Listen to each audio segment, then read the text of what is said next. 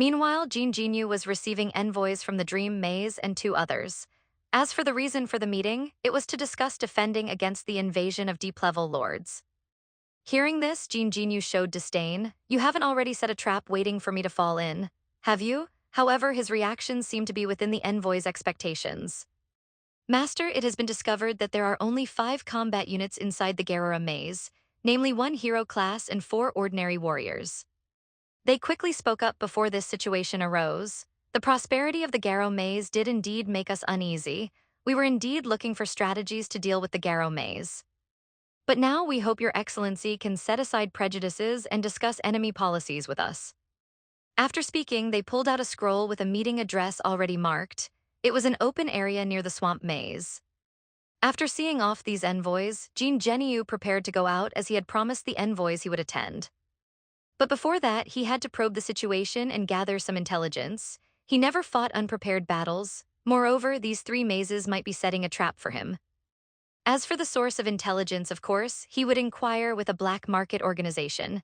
Conveniently, Domi knew about the recent movements of the 9th floor's black market.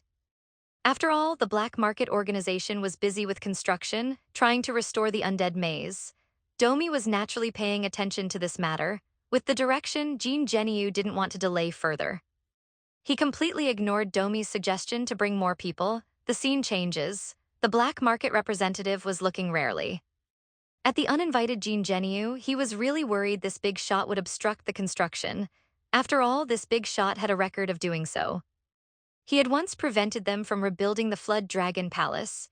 However, what Jean Jinyu really cared about this time was whether the undead lord would return after the maze was built. Hearing this, his sister realized that her brother had anticipated the bodyguard's fate all along. Filled with resentment, she turned to question Kim Jin-woo why he didn't persuade the bodyguards to leave earlier. Moreover, their master seems to be just an ignorant novice. Although they pose no threat to us now, they claim to be descendants of the dragon race, stating that even with impure bloodlines, they can dominate a part of this underground world. Seeing this, the black market representative felt relieved. He immediately guaranteed that the owner of this new maze would definitely not be the undead lord, but Jean Jinyu wouldn't easily believe this. He asked for proof of the statement. This immediately left the black market representative at a loss for words. He had just been talking nonsense because he had seen the undead lord's remains in the organization and believed that with such injuries, there was no possibility of recovery. As the black market representative was figuring out how to explain, Jean Jinyu's next words made his pupils constrict. No matter what you do, I don't want a new maze to appear here.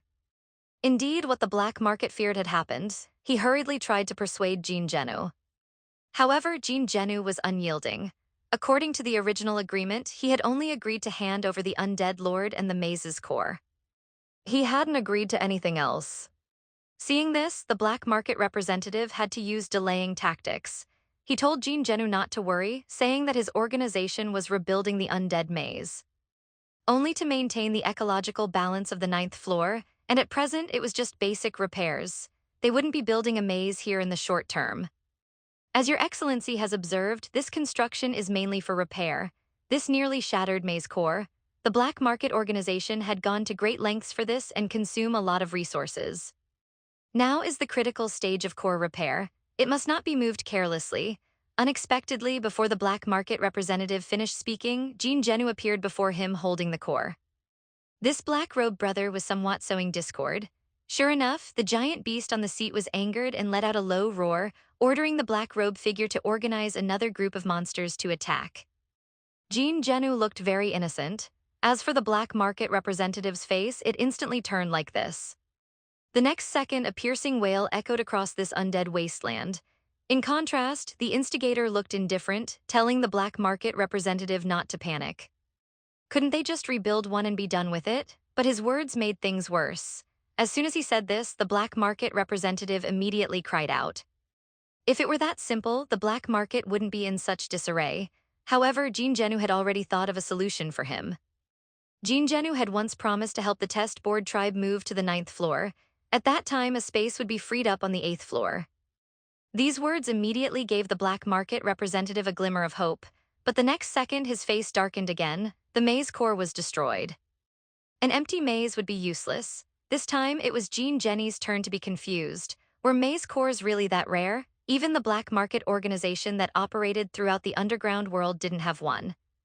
Nonsense, actually. The seeds of maze cores are only nurtured in abandoned mazes. Once nurtured, the maze core would first hide in places like altars, then seek out a suitable owner. As the black market representative was still rambling, he suddenly glimpsed Jean Geniu tightly gripping a maze core, staring at him with innocent big eyes. Who understands, folks? This summer-headed rat actually wanted to swallow this pearl just to make its horns bigger and longer. I'm really at a loss for words. His heart immediately cried out in surprise. Isn't this thing supposed to be very rare? He said while looking at the black market representative playfully, as if looking at a lamb waiting to be slaughtered. The black market representative was also cunning. He immediately understood and cozied up with a coquettish face. With this maze seed, I guarantee that the boar tribe from the 8th floor can successfully move to the 9th floor. Unexpectedly, as soon as he finished speaking, Jean Geniu immediately turned to leave. Go to hell. After you die, I'll negotiate with your successor. The black market representative also immediately realized that he had no bargaining power. His life was in the hands of this bastard. As he was pondering, Jean Geniu actually summoned a parasite to swallow the maze core. At this moment, the black market representative didn't dare to play any more tricks. He hurriedly admitted defeat. Actually, Jean Geniu was just scaring him, messing with his mind.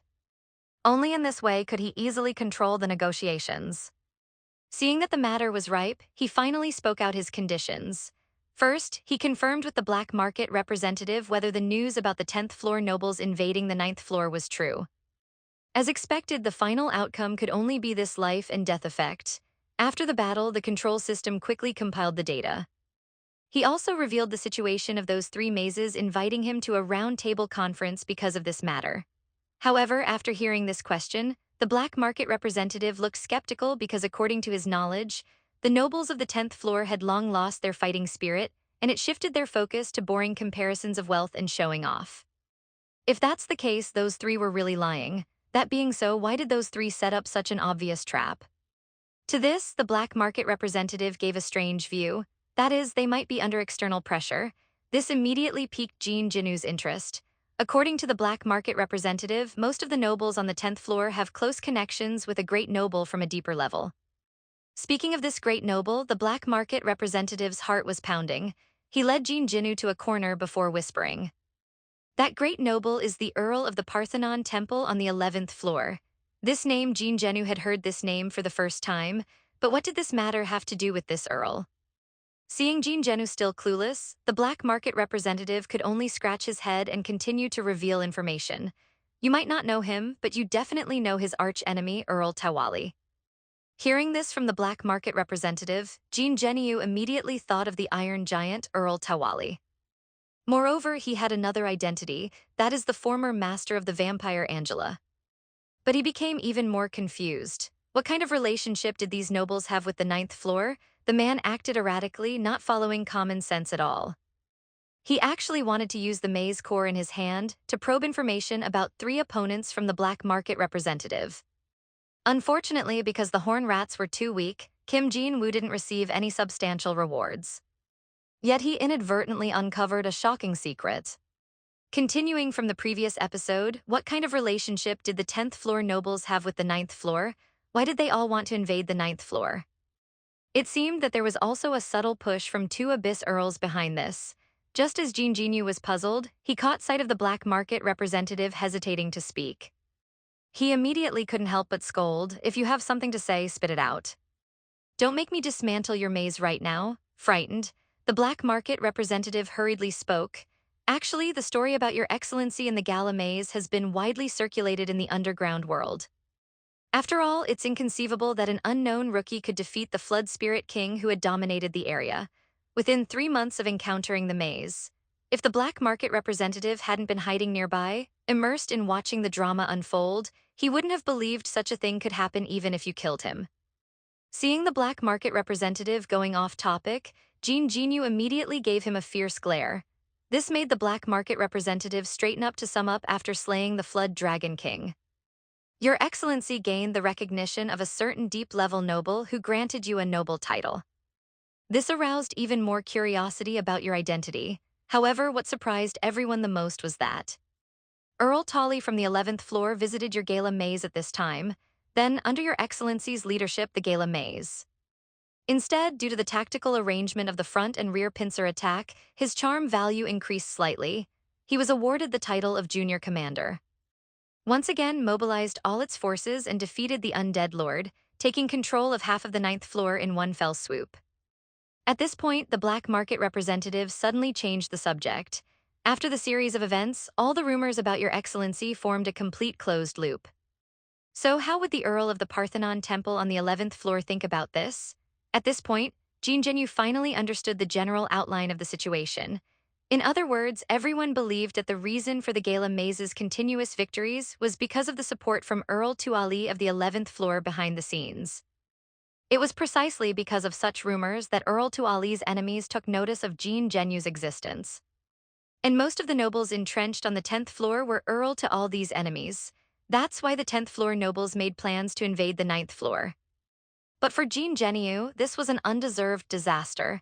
He had unwittingly been drawn into the game between two abyss bigwigs.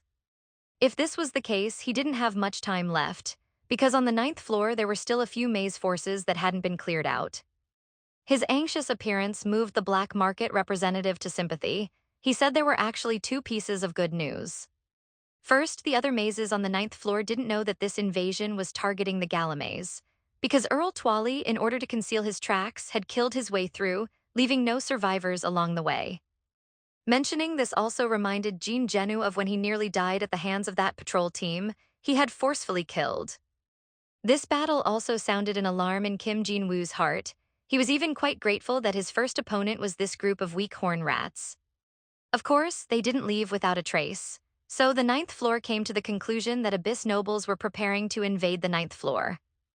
The other good news was that Earl Twali, after learning of Jean Genu's victory over the Undead Lord, decided to officially sponsor the Gala Maze. The reason the black market representative knew this news was because the organization had been commissioned by Earl Twali to transport a batch of supplies to the 9th floor. Hearing this, Jean Genu didn't feel happy at all. Twali's actions were merely to confirm other speculations, and the main purpose was to forcibly bind himself to Jean Genu. At this point, Jean Genu sighed deeply. These troubles coming one after another really didn't give the Gala Maze a chance to catch its breath and recover. Meanwhile, the black market representative had said everything he knew, but relying on just this to exchange for the Maze Core was clearly far from enough. This made the black market representative panic.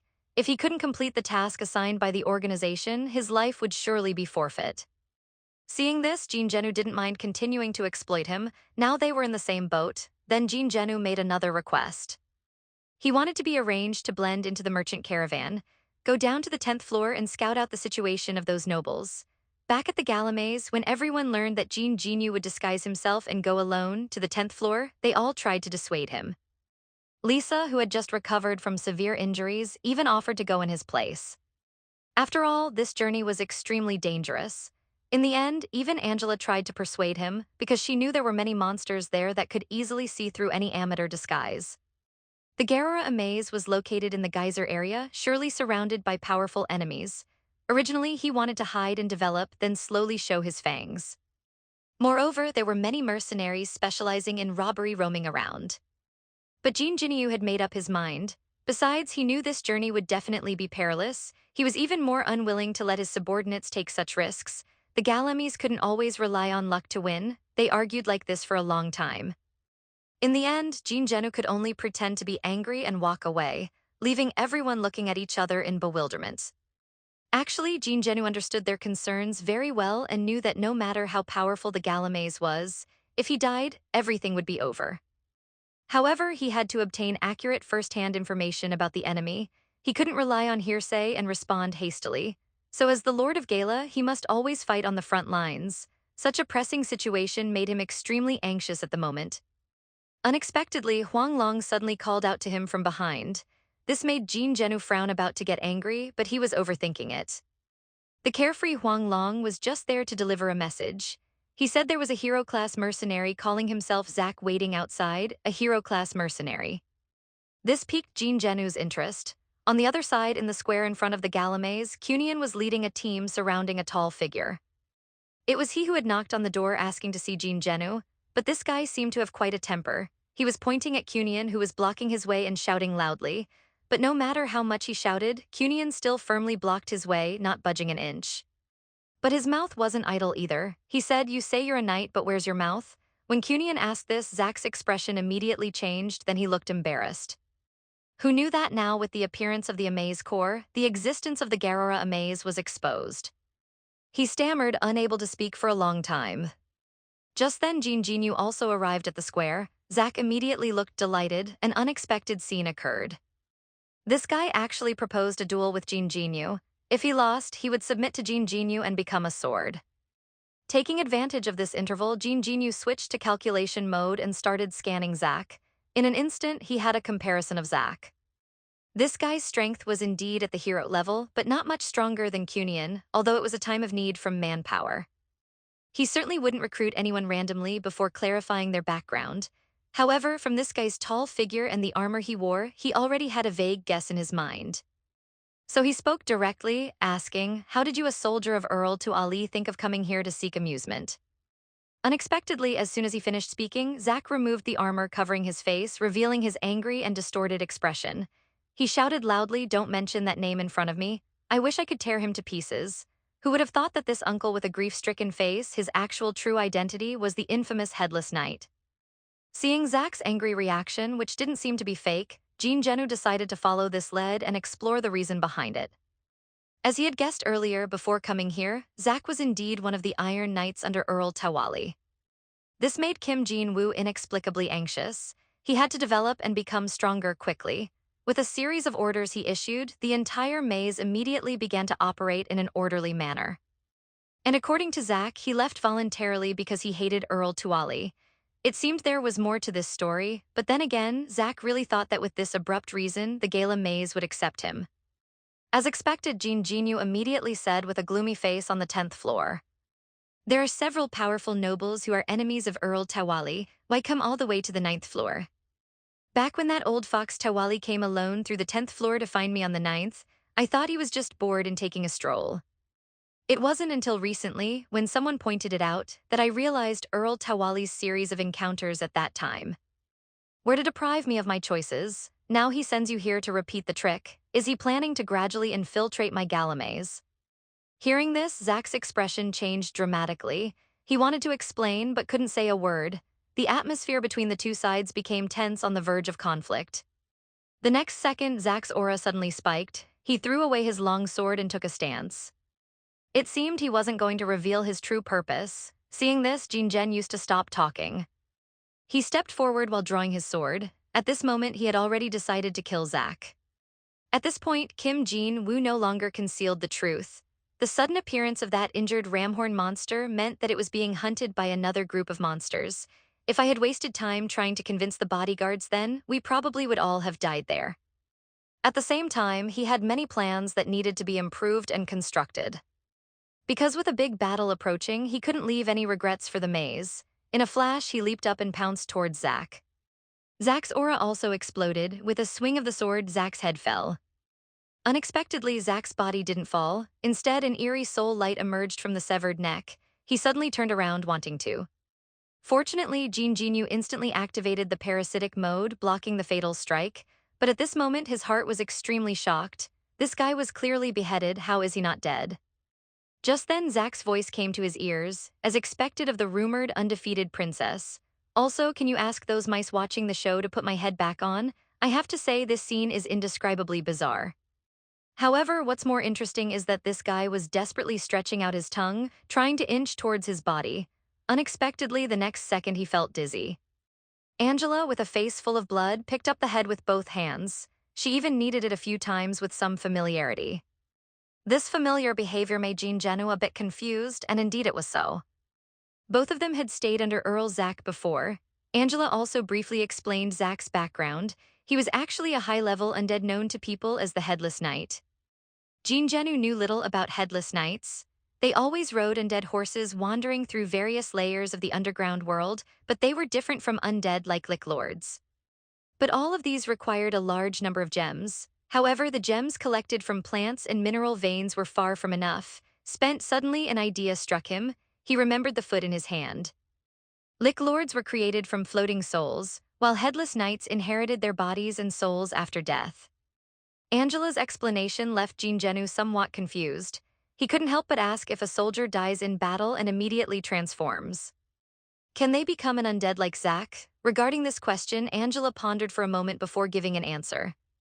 First, you must be a cavalry knight. Second, you must die by beheading. Lastly, you must extremely hate the person who killed you. Hearing this, Jinjenu seemed to understand a reason.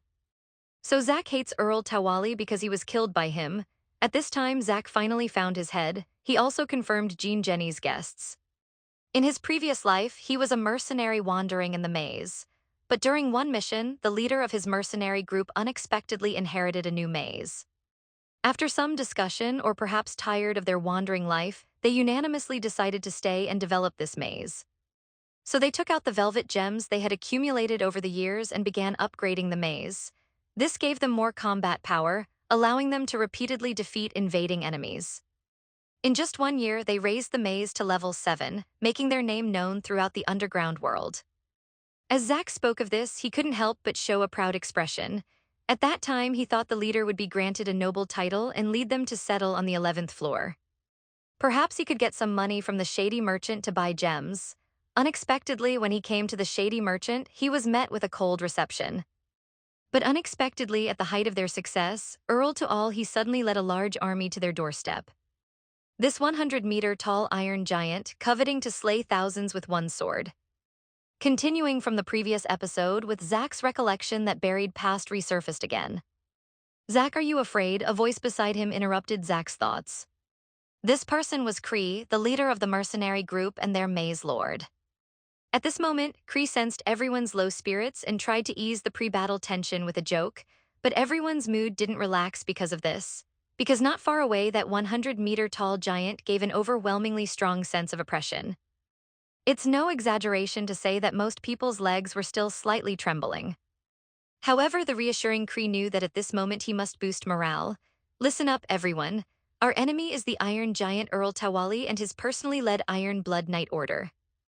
But we don't need to fear because of this. We are not a fragile new maze. You are all battle-hardened warriors, so we will not lose. Everyone cheer up. This battle today will be the last obstacle on our maze's path to the Gate of Peace. Fight for peace." As soon as he finished speaking, thousands of warriors shouted in unison.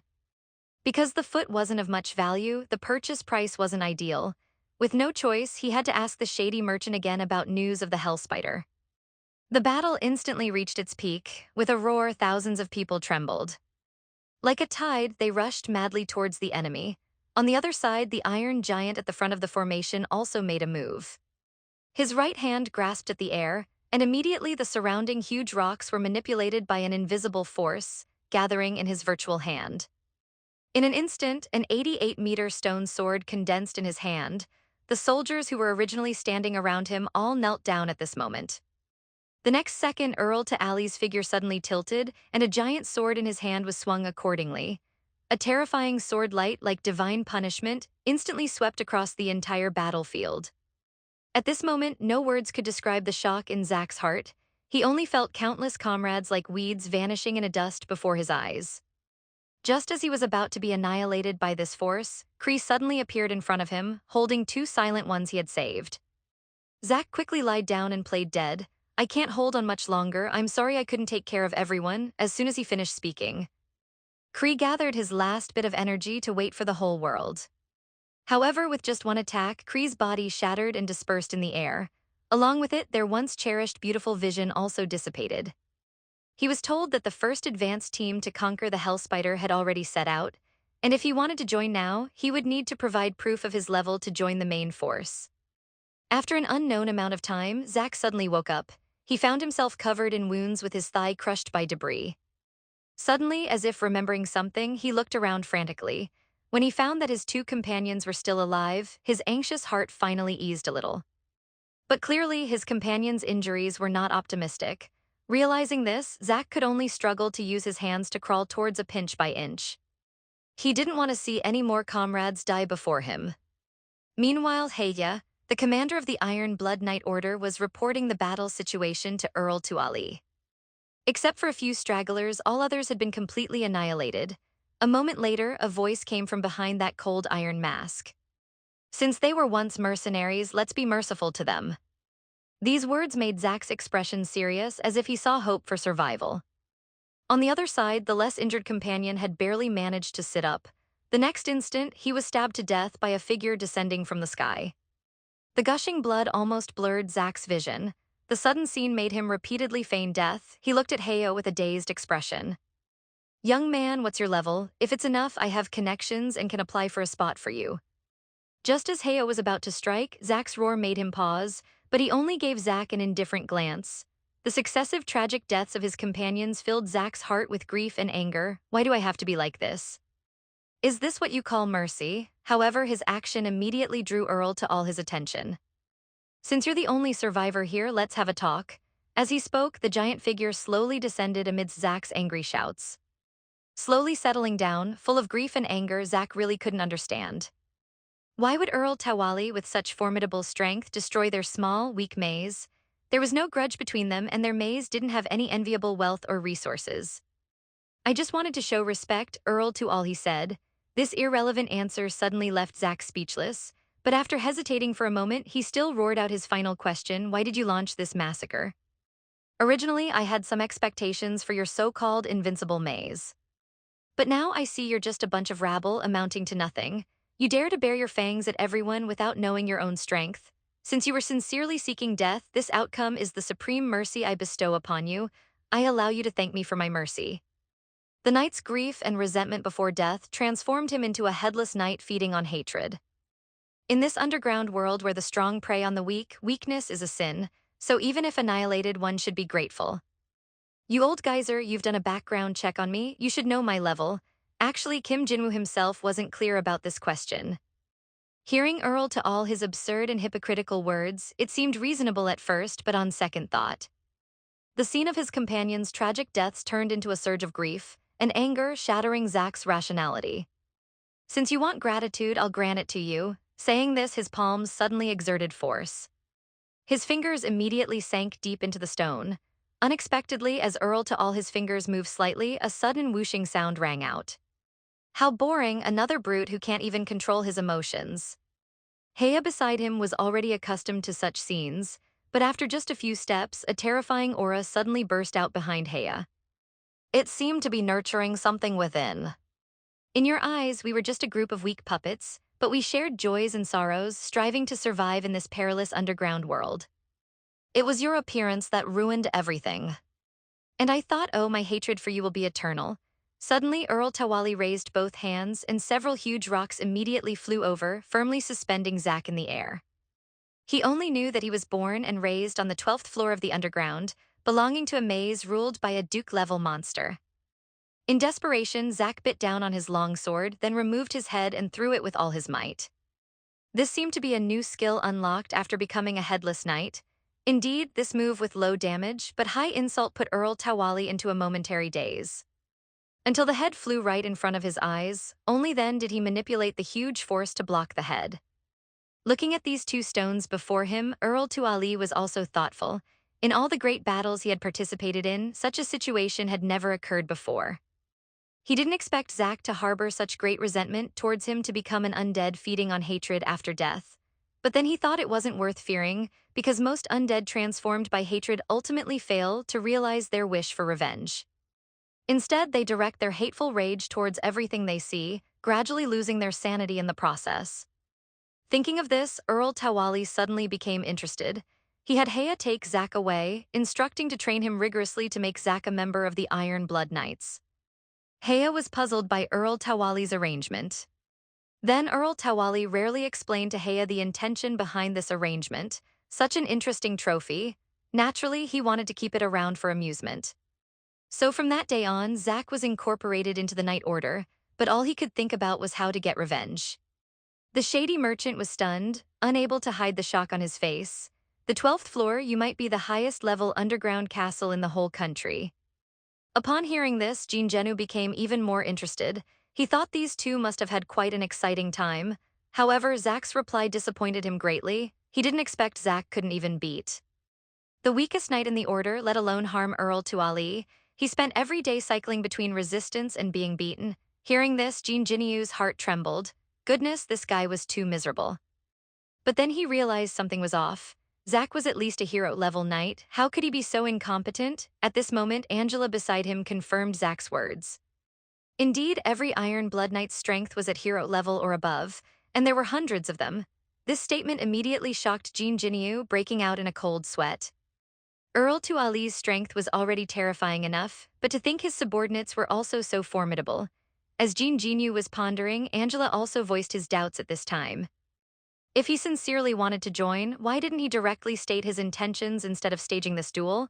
This question embarrassed Zack. It was because he heard that the Garrow Maze had just fought with the Undead Maze and would likely have considerable prejudice against the undead, so to demonstrate his value, he wanted to use the duel as an opportunity to showcase his strength. With this explanation, Jin Jinyu naturally understood his situation. He was willing to give Zack a chance to demonstrate his abilities. He then invited him to go to the training ground together.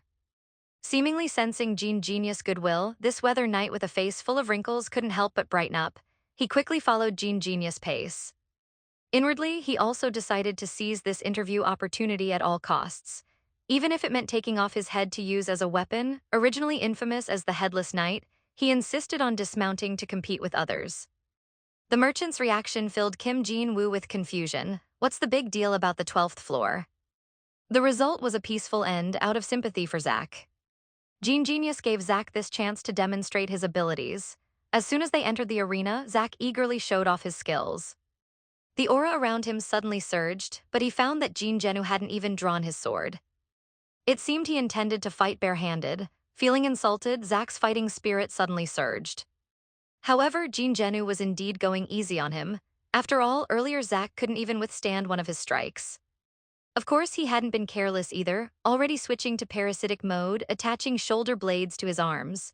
With Zack's loud shout, however, after a few breaths, the familiar scene appeared again.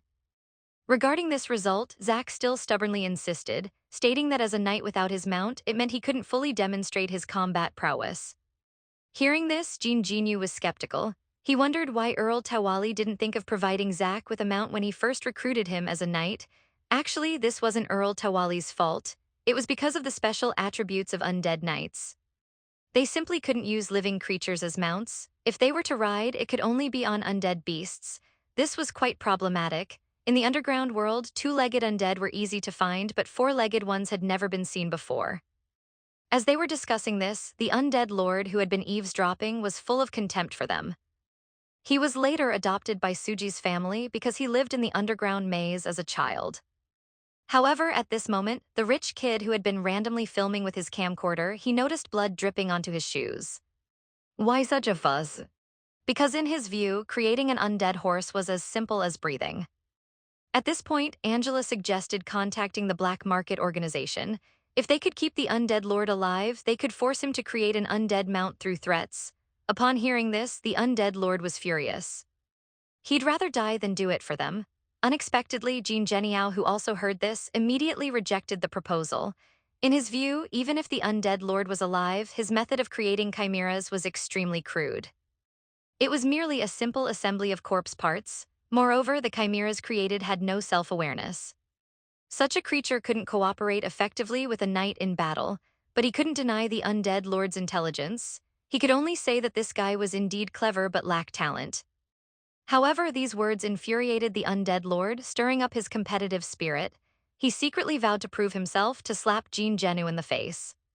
The scene changes, the undead lord's passing figure happened to catch the attention of several small Garo snakes. Their casual chat naturally turned to him. Do you know this newcomer? He's quite strange. He actually volunteered to clean up the cemetery. Little did they know, their discussion was overheard by little Garo Robin, who had just entered the dining hall. The merchant saw that he truly didn't understand the underground level divisions. When he learned that the newcomer had been assigned to clean the cemetery, he immediately scolded these little snakes without asking for the reason. In Bing Kai's mind, he had already concluded that this was a case of seniors mistreating a newcomer. These Garo snakes were quite wronged, who told them to be seniors in the maze. But then again, the saint's heart is truly sickening. Without waiting for any explanation, Bing Kai had already turned ahead to the cemetery to rescue the person. Leaving behind these depressed little snakes, On the way, Bing Kai kept recalling how those guys were all eager and attentive when he was first summoned. He didn't expect they would mistreat newcomers behind his back. Suddenly, he realized that he, as everyone's favorite, might be the root of all conflicts. This train of thought was somewhat moldy, but his pace quickened. But when Bing Kai arrived at the entrance, the clean and grand gate was hard to believe. No wonder he hadn't smelled that nauseating odor on the way. He felt another wave of anxiety, making a newcomer work in such a confined space. Could they have already passed out inside? He hurriedly pushed the door open, but what greeted his eyes were rows of neatly arranged graves. It was no longer as disgusting and smelly as before. What surprised him more was that the tombstones were all properly labeled. So he picked up a pen intending to educate him, but his explanation was captivating. He explained that children from levels 1 to 3 when grown up are just a bit stronger than adult men, only able to work as guides and exploration teams. It was hard to imagine how a newcomer could complete such a massive task. As he went deeper, a brand new house appeared before him. Through the window, Bing Kai saw the undead lord lost in thought. This must be the legendary newcomer, so Bing Kai's imagination ran wild again. This newcomer had already managed the cemetery so well, but his current pensive state must mean he thinks he hasn't done well enough. He must be worrying about the maze's development. How cool. Indeed, different from those little snakes who only know how to hang out at bars in their free time. I really want to work with him. It seems this little innocent flower has already completed self-conquest and is gradually falling. Meanwhile, the undead lord, unaware of this, was summarizing the situation of the past week. His current body had already adapted well to the dense miasma in the cemetery. He just wasn't sure if it could withstand the creation of undead beings, but to prove himself, he was prepared to take the risk. Now the problem to solve was the materials. However, before he could think further, his door was suddenly pushed open. "Darling, your cute senior is here to help." This sweet call startled the undead lord, making him dizzy and trembling. The undead lord probably never dreamed that after turning into the Garrow Maze, he would still be on a little snake beauty's mind. Children from levels 4 to 6, when grown up, can be members of assault teams comparable to Captain America's strength. Continuing from the last episode, Bing Kai was determined to rescue the undead lord from his predicament. After explaining his intentions, he was verbally rejected by the undead lord. This ambiguous interaction stirred up more fantasies in Bing Kai's heart. Even though this newcomer's situation was already so difficult, he was unwilling to accept his help. This made Bing Kai even more determined to rescue the undead lord. However, the undead lord was panicking inside, only wanting to drive the person away quickly. He even righteously cited the Garrow Maze's rules and regulations. Unexpectedly, this action made Bing Kai view him in a new light. He started self-conquering again. Despite his difficult situation, he's still worried about being punished for violating maze regulations. This newcomer's heart is really warm. At this moment, he was deeply impressed by the undead lord's personality charm. If that's the case, he wanted to eliminate all of this man's worries and let him accept his help without concern. Moreover, given his relationship with Manager Domi, changing post was just a matter of asking. So he said, "Wait a moment," and hurriedly ran to find Manager Domi to request a post change, leaving behind the undead lord with a face of despair. Little did he know, after he left, the undead lord's inner world had already collapsed. The appearance of this madwoman had disrupted his plans for the day. How could he breathe into my asthma room and temper his body in the future? If discovered, he might die before achieving his ambitions. Levels 7 to 9 are incredible. That's where monster territories begin. Children who grow up and survive there have strength comparable to the Hulk. Below level 10 is unimaginable. The monsters there are Thanos-level beings. Then another possibility occurred to him. Could his strange behavior have already aroused suspicion in the Garrow Maze? Was this madwoman sent to monitor him? Thinking of this, the undead lord couldn't help but feel terrified. He planned to use work as an excuse to lure Bing Kai into the miasma room and poison him. But he quickly rejected this dangerous idea. After all, if such an accident occurred, he would become even more pitiful.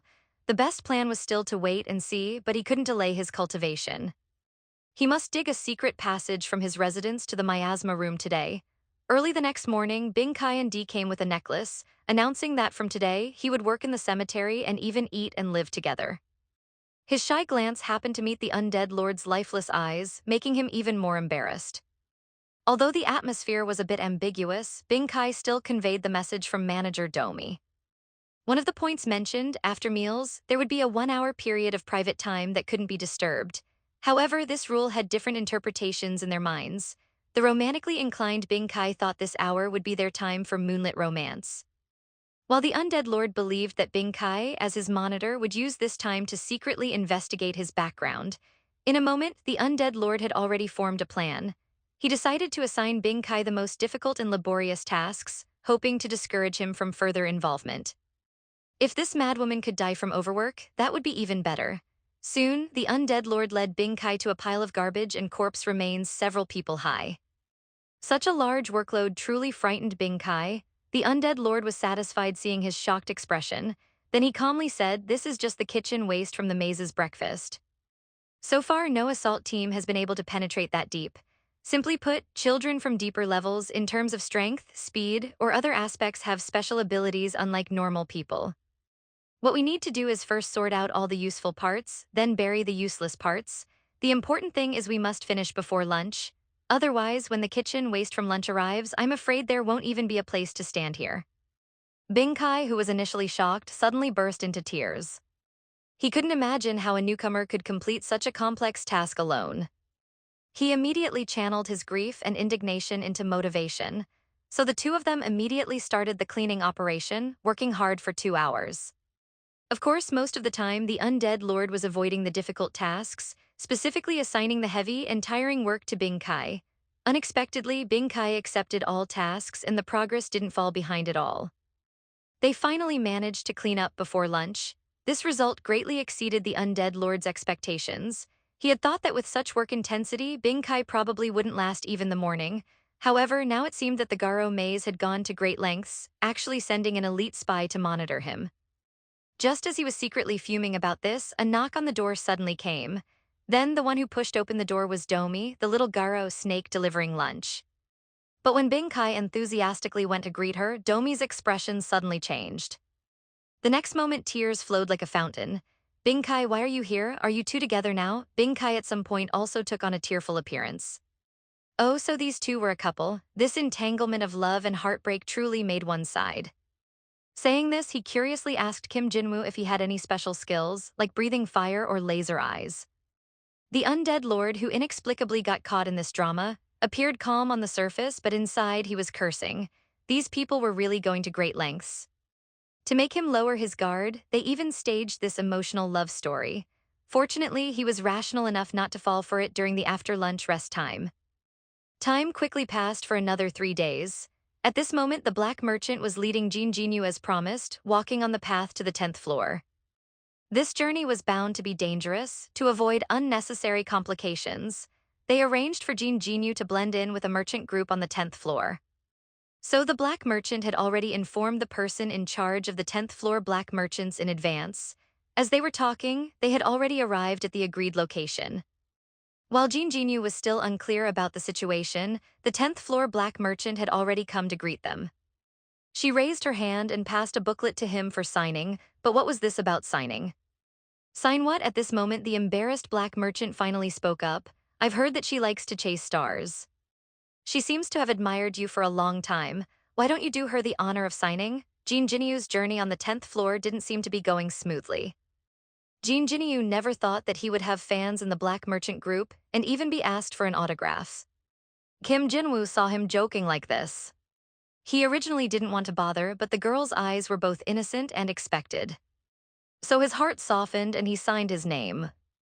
Looking at the ecstatic fangirl, Jin Jinyu couldn't help but ask the black merchant curiously, "I thought the black merchant organization was full of little ghosts like you. Now it seems there are quite a few high-level demons among them." Hearing this, the black merchant's expression became melancholic. In fact, in recent years, the Ghost Clan has just taken over the business of various levels of the underground abyss. It seemed there was more to this story, but before the black merchant could explain further, Aaron, the 10th floor black merchant, cut in because all our merchants died in the deep underground, so we had no choice but to hire their Ghost Clan, as long as they don't lose the organization's goods. It doesn't matter how many of these lowly species die. After all, there are many of them unexpectedly. Behind this was such a cruel and cold-blooded reality. As for why she, a high-level demon, was here now, it was naturally because these weak and greedy ghosts were simply incapable of handling the business in the deep underground. Of course, there was another reason. It was because she learned of her idol's arrival. For this, Erin had been so excited that she hadn't slept for 3 days, such a straightforward and passionate confession. After meeting Erin's burning, glowing gaze, the usually stoic genius suddenly found himself at a loss. The black merchant beside him seemed to notice his embarrassment. Or perhaps, due to dissatisfaction with Erin's earlier belittling of their ghost clan, he unusually stepped in to help. Instantly, his eyes flashed with black light as he looked at the merchant. With the strength of their demon clan, not sleeping for 3 days was nothing. Even 3 consecutive months wouldn't be a problem. Indeed, these words immediately dispelled the slight touch of emotion that had just risen in Jin Yu's heart. Remembering the payment he had promised the black merchant, he roughly pushed away the clingy errand. He took out the maze core and handed it over. This excited the black merchant greatly. But just as he was about to say some words of thanks, he saw Erin impatiently pull out a talisman paper. She tore directly immediately. A red light suddenly rose from the ground. It surrounded the black merchant's form. One could see that the black merchant's body was being torn apart by an energy. In an instant, he was teleported away without a word. Seeing this amazing scene again, Jin, you couldn't help but marvel at the mysterious methods of the black merchant organization. After all, he had experienced it once before. When he was invited to attend the black merchant auction, he was instantly teleported to the venue through that VIP invitation. But doubts followed. When the black merchant freely teleported the undead lord, he didn't see him use any props. Could it be that he was using an unrestricted high-level technique? But suddenly, Jin had a terrifying thought. What if one day, in the center of the Garrow maze, a group of demons was suddenly teleported in? How would he, as a Taoist, deal with it? However, before he could think further, a voice drifted from beside his ear. We can't use this to teleport to the surface or other mazes, so you don't need to worry. Of course, you're not the first to be concerned. Every maze lord who has seen this ability has the same worry. His thoughts were exposed on the spot, but before Jin could feel embarrassed, he had already instinctively turned and stepped back. Unexpectedly, Erin moved even faster. She grabbed his arm in one swift motion. Jin was about to break free when he saw Erin wave the teleportation card in her hand. He coldly said, "In my eyes, your whole body is a weak point. I could send you to the underworld in less than a second. Stop, young man, it's just a joke, don't take it seriously." Instantly, all his resistance vanished.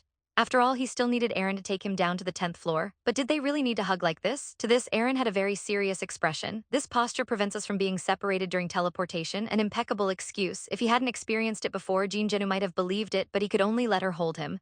However, after standing for a full 10 minutes, the teleportation channel still hadn't opened. The scene and a cluster of star-red space tunnels suddenly descended from the sky. A pair of mercenaries was already waiting here. They were from a small mercenary team called the Fallen Ones. They have been specifically responsible for Erin's safety in the past, and Jin Yu's external identity this time was as a member of their small team. Since these people were wrapped up from head to toe, Jin Yu found it difficult to determine their species. However, judging from the exposed arm of their captain, they were definitely not human. He was also very curious about how strong these people were, so while shaking hands, he secretly activated his scanning eye. But after a scan, he was greatly disappointed. These mercenaries only had the strength equivalent to ordinary human soldiers. Such fragile beings could at most wander around on the 3rd floor. So he quietly pulled Erin aside and explained the situation. To his surprise, he learned that Erin had actually signed a 5-year contract with these weaklings. This instantly made Jin Yu's anger explode. Seeing this, Erin hurriedly explained. She had actually done her research. The reason she chose them from among many mercenaries was because the collected data showed that their performance was much higher than other mercenaries who only had a 7% survival rate. But this explanation only made things worse. How could someone choose guards based solely on statistical data? Unexpectedly, at this moment, the ground suddenly began to shake violently. He turned the camcorder back to film. On the screen appeared a monster with a mouth full of fangs. After all, he still remembered that Kim Jinwoo could easily smash his desk. He quickly changed the subject, saying he would apply soon to get Kim Jin-woo into the main force. Turning around, they saw the mercenary captain had already leapt to a high point to scout. It was a group of giant underground worms. They were rapidly approaching them. It must have been the commotion from the teleportation that woke the worms. Subsequently, the mercenary captain efficiently began assigning battle preparations. However, the arrangement for Jin Jinyu was actually to stay put and not interfere. One would think Jin Jinyu would be annoyed at being so underestimated, but surprisingly, it suited him just fine. It was a perfect opportunity to test the strength of these mercenaries. However, in Jin Jinyu's eyes, the fate of these mercenaries was already sealed. In the end, he and Aaron would have to step in just as he was secretly gloating.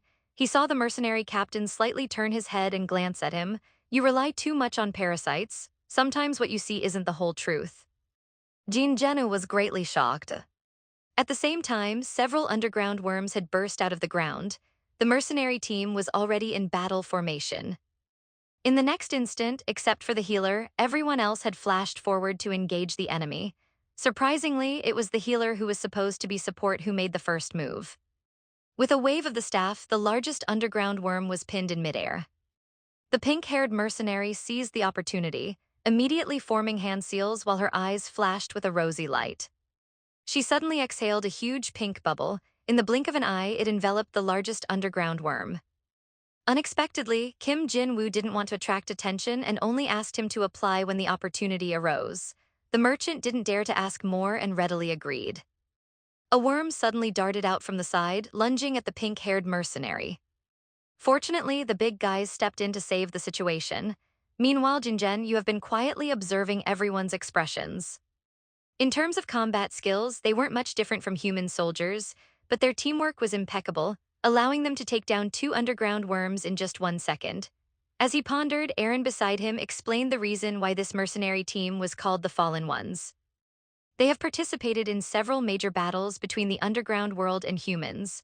Although they gained their freedom after the war, they gave up life on the surface, willingly staying in this underground abyss. These 5 strangely dressed mercenaries could wipe out a large group of underground monsters in just a few minutes.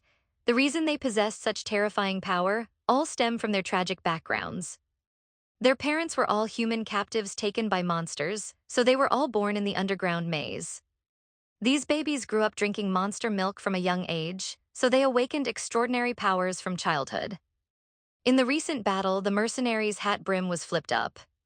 With this and Aaron's explanation, Jin Jinyu had already guessed the origin of these 5 mercenaries. Like him, they were all human children born in the underground maze. But there were differences among these children. Those born in deeper levels often received stronger blessings and protection. Next, he needed to arrange the affairs of the Garora maze for the coming period. As he estimated, he wouldn't be back for 2 weeks. He asked Domi to bring the gems collected these days. Their power also grew rapidly with age, to the point where even the nobles of the deep maze were defeated. Eventually, those maze nobles established organizations in even deeper levels specifically for cultivating humans. This reminded Jin Jinyu of the maze noble known as the Abyssal Tentacle Mother. After all, that's where he was born and raised. At this point, Aaron turned her head to glance at Jin Jinyu, then continued.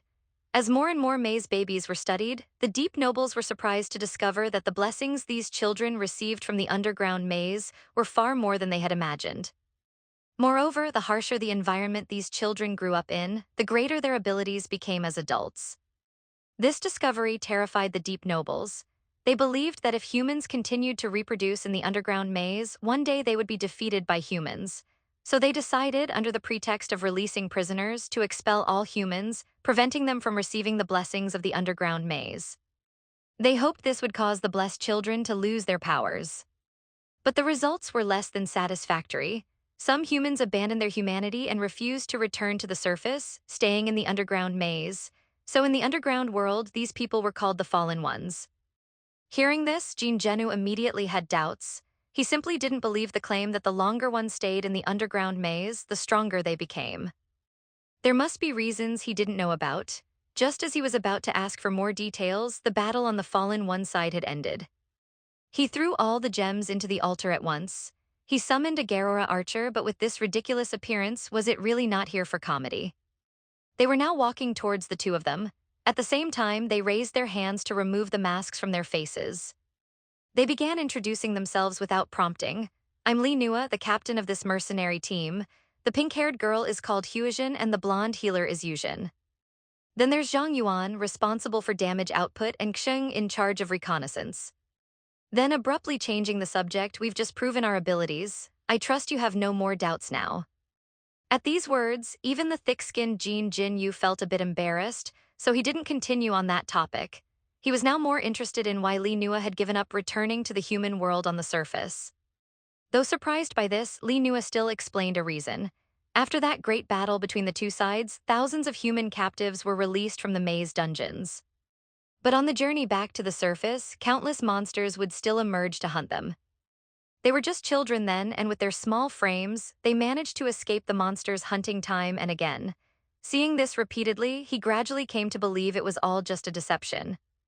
They risked their lives, but was it all for this hopeless journey home? But why did all those adults rush forward without hesitation?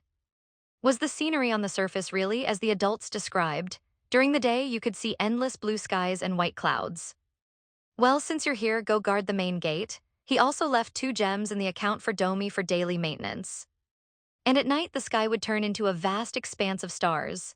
If such scenery really existed, was it worth risking their vibrant lives for?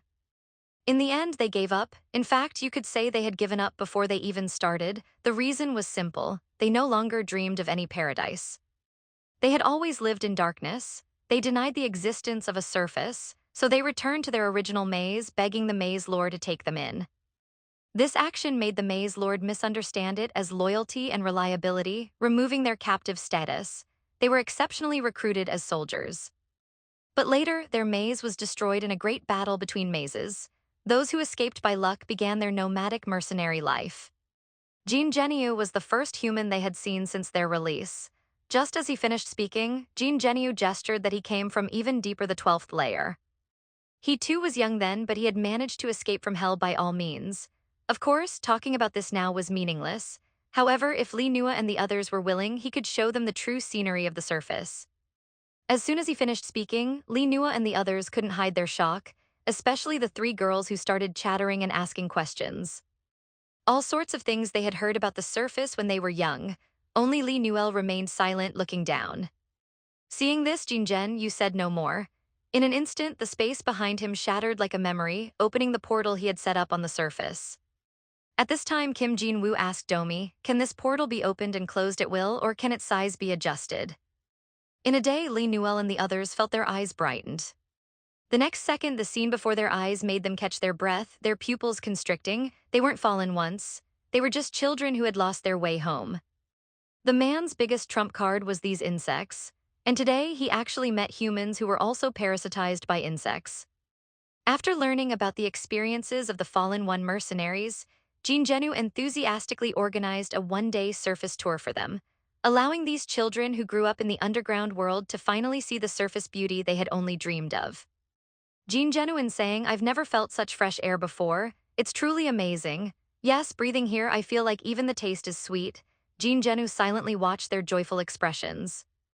However, he was also deeply moved. Once upon a time, he too had been like this. Just as he was lost in thought, Li Nua approached him. He expressed gratitude for Jin Yu's kind gesture. Actually, when Li Nua was young, he had indeed doubted the existence of the surface when he was young. But as he grew older and gained more experience, he came to believe somewhat in the existence of the surface. However, in his heart, he believed that the surface wouldn't be much better than underground. Otherwise, with his abilities, he would have returned to the surface long ago. So to thank him for being willing to teach Jin Jingyu how to maximize the use of the blessings bestowed by the underground world. After all, he had heard of Jin Jingyu's deeds and knew what kind of enemies he was about to face.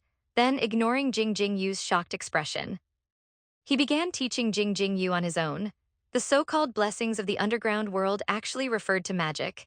As he spoke, he flipped his right hand, and a ball of silver energy appeared in his palm. After all, having this door always opened seemed a bit inconvenient. The man was originally a powerful level 12 boss.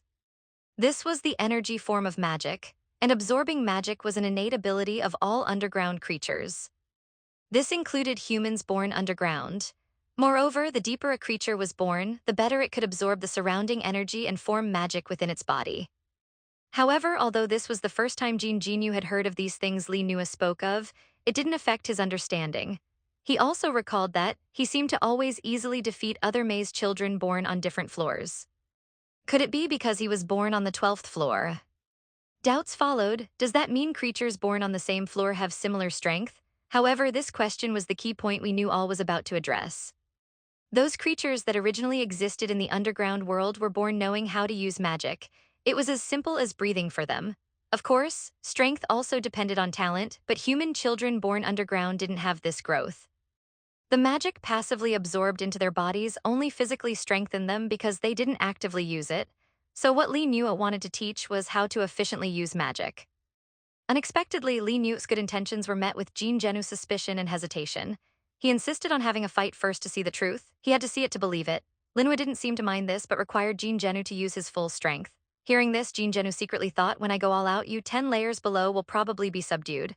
Although he thought this, as his mind moved, he only mobilized a small part of the magic in his body.